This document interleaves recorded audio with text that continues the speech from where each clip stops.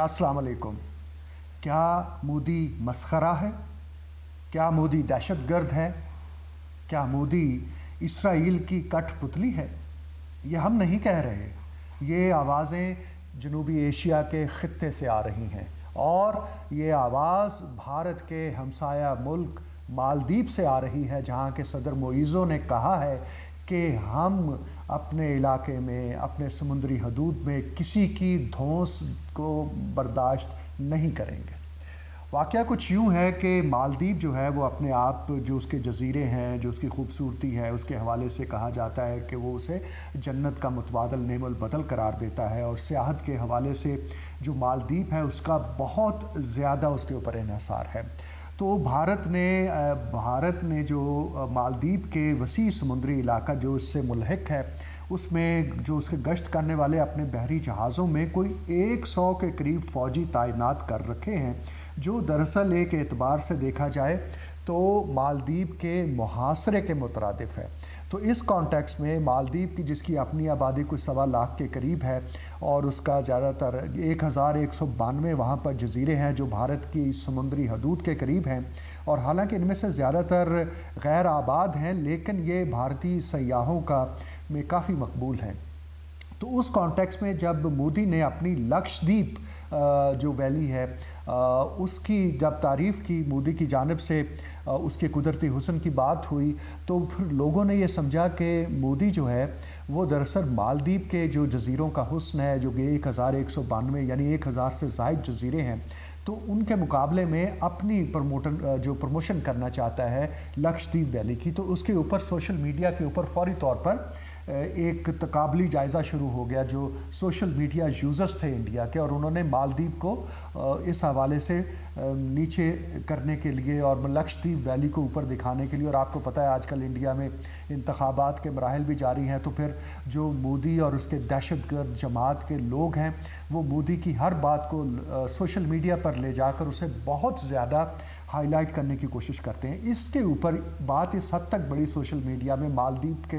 جو نقائص ہیں، جو خابیاں ہیں، جو اس کے کہنے کے ڈی میرٹس ہیں، اس کو اس قدر اچھالا گیا کہ اس کے اوپر بالآخر مالدیپ کی جو یوتھ منسٹری کے 3 وزراء تھے، انہوں نے رسپونڈ کیا، اور انہوں نے مودی کو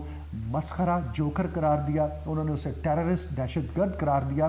اور انہوں نے اسے اسرائیل کا پپٹ یعنی کٹ پتلی قرار دیا۔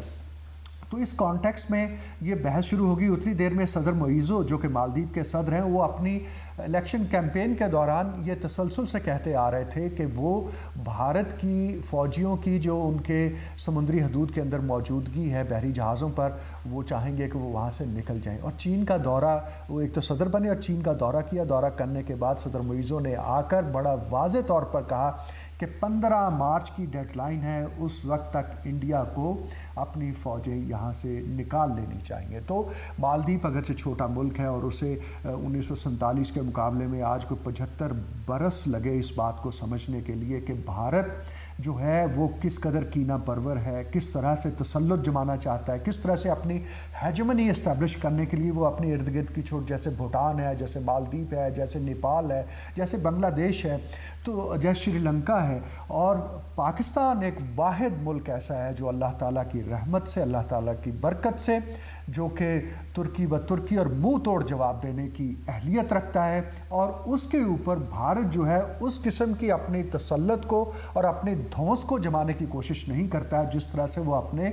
باقی ہمسایہ ممالک کے ارد گرد کرتا ہے۔ تو اس کانٹیکس میں بنگلہ دیش کے اندر کہا جاتا ہے کہ اس کی فوج کو بھی انڈیا جو ہے وہ کنٹرول کرتا ہے۔ تو یہ ساری باتیں جو مالدیپس کی طرف سے آئی ہیں، جو بنگلہ دیش میں ہو رہا ہے، جو بھوٹان میں ہو رہا ہے، جو شری لنکا میں ہو رہا ہے، جو نیپال میں ہو رہا ہے،